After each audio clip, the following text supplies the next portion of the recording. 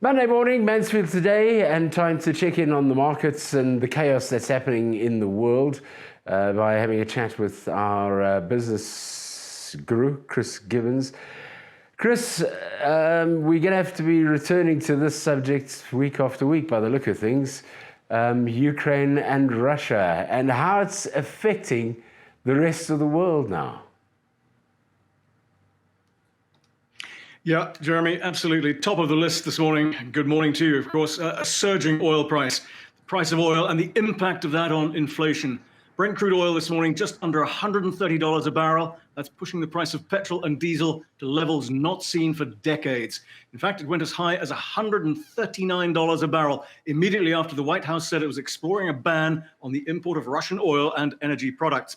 Now, that's really not far from the record of $147.50 set back in 2008. So we could be looking at a petrol price around the 40 Rand per litre mark if this continues. And in turn, that's affecting the price of just about everything else that's delivered by land, by sea, or by air, hence the upward track for global inflation.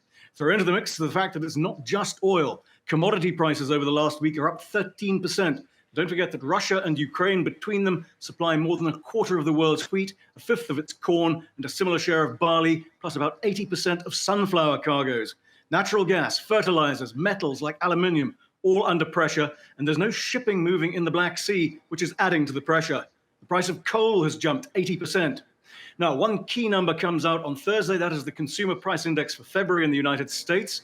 We'll have ours shortly too. Read those numbers alongside the oil price, and you'll get an idea of the extent of this crisis. Okay, those are the facts about commodities. How are stocks and bonds holding up? Jeremy, badly, in one word. The JSE looked to be holding up quite well until last Friday, buoyed by some of those commodity prices, but then a sudden spike in tension over Russia's attack on Europe's biggest nuclear reactor triggered a major sell on European markets, and we followed suit. JSE all shared down 3.4% on Friday evening, the top 40 down 3.6%.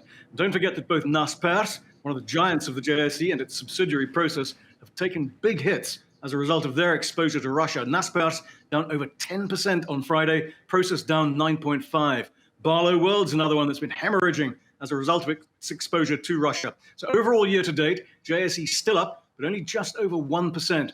Remember, though, that is a nominal gain. Add in inflation at just under 6%, you can see that in real terms, we have fallen well behind the curve. The yield on the government 10-year bond up 30 basis points. I can't see that easing anytime soon. It's a similar picture elsewhere, isn't it, though?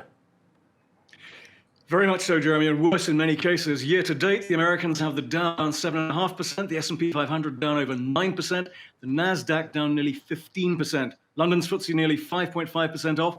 Once again, add in the inflation number to get the real figure, 7% in the US. We can see that the Nasdaq is effectively down nearly 22%, and the year is not even 3 months old. Yield on the 10-year US Treasury bond hit 1.72% on Friday, and that's a very clear indication that investors are looking for safe havens. Talking of which, gold up another 3% last week. It's up 7.5% year to date. For what it's worth, the markets in Moscow, the MOEX and the RTSI have both been closed all week, and frankly, I can't see them reopening anytime soon. Well, there are two lists that are just getting longer and longer, and that's the list of companies and brands which are leaving Russia, and the list of Russian people and things being sanctioned by the West. Quite right. Netflix and Amex, PwC, KPMG over the weekend, joining the likes of Airbus, Boeing, Microsoft, Apple, Visa, MasterCard, H&M, Zara, Hermes, Gucci, and many, many more, including some of the big oil companies, BP, Shell, global banks like HSBC.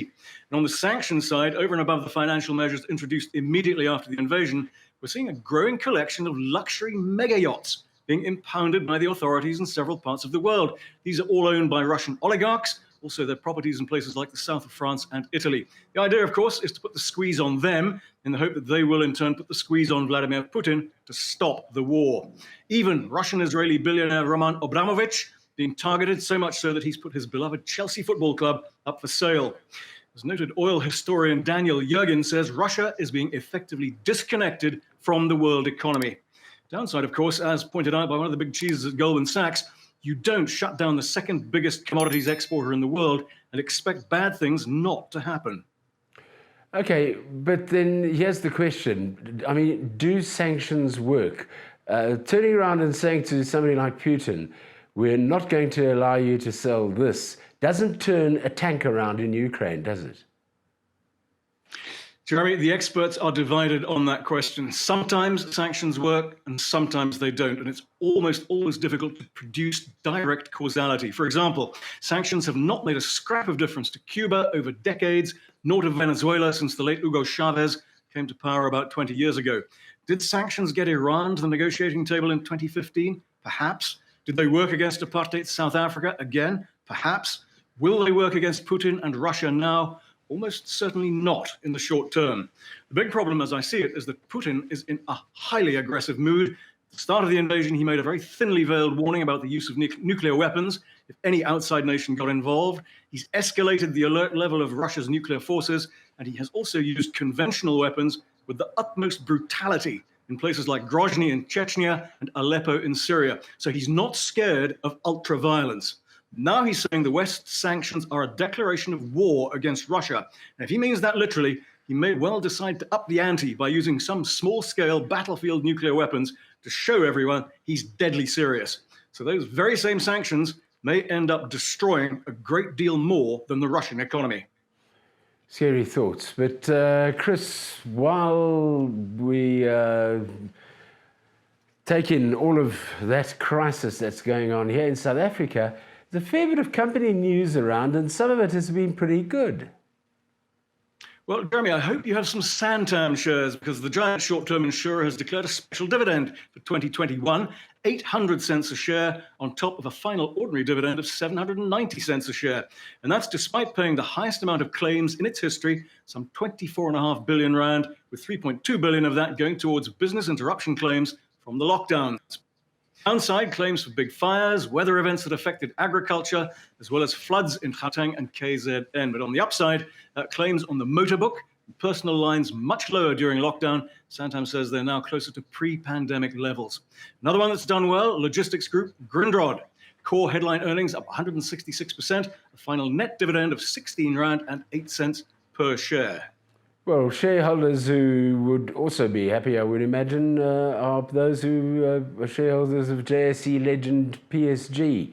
They're being offered 23 Rand a share, I think it is, as it delists from the JSE and we say goodbye to the Moutons. Yep, that fantastic story of sacked stockbroker Yanni Mouton and now his son Pete comes to an end. PSG says it's staying true to its promise to deliver value to shareholders. In essence, the company is saying that top management structure simply adding cost for shareholders, and everyone will be better off with a delisting and the unbundling of PSG's holdings in PSG Consult, Kuro, Carp Agri, CA&S, and 25.1% of tertiary education company Stadio. Says Pete Mouton, our investment model and those with similar structures has fallen out of favor both locally and globally. The ever-increasing discounts at which listed investment holding companies trade now negate the benefits of being listed. In total, the combined value of the unbundlings and cash repurchase is about 114 Rand a share. And that's compared with its close of 95.35 on Friday evening. Now, it sounds like a sweet deal for shareholders. Jeremy, not so sweet for the JSE itself, which has lost over 24 listed companies in the last year. Phew, okay, that's a bit of a knock for the JSE. Chris, thank you very much for your insight as always. And hopefully next week we can find out some better news, if not good news.